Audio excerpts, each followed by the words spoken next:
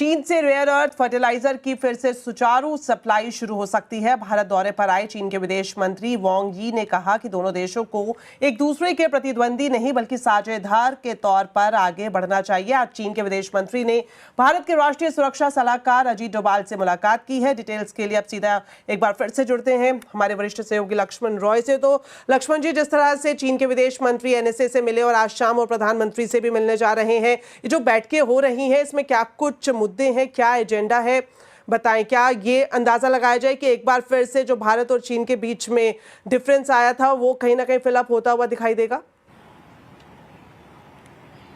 बिल्कुल, ये जो सारी बैठकें हो रही हैं, इन बैठकों से एक बात तो लगभग तय हो गई है कि चीन और भारत के बीच में जो पिछले दिनों खटास आई थी रिश्ते में, वो खटास अब दूर हो गई है लगभग, और अब आने वाले दिनों में संबंध सुधरने वाले हैं।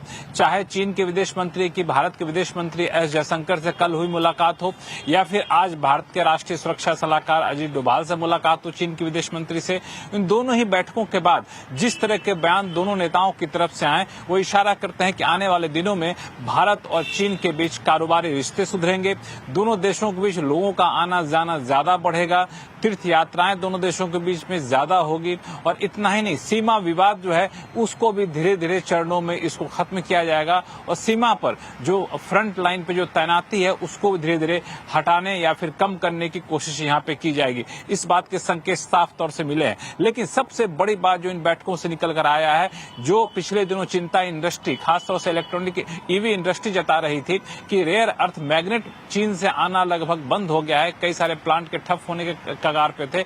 अब जो इस बैठकों से एक संकेत मिला है कि चीन भारत को रेयर अर्थ मिनरल की सप्लाई पहले की तरह सुचारू तरीके से करता रहेगा।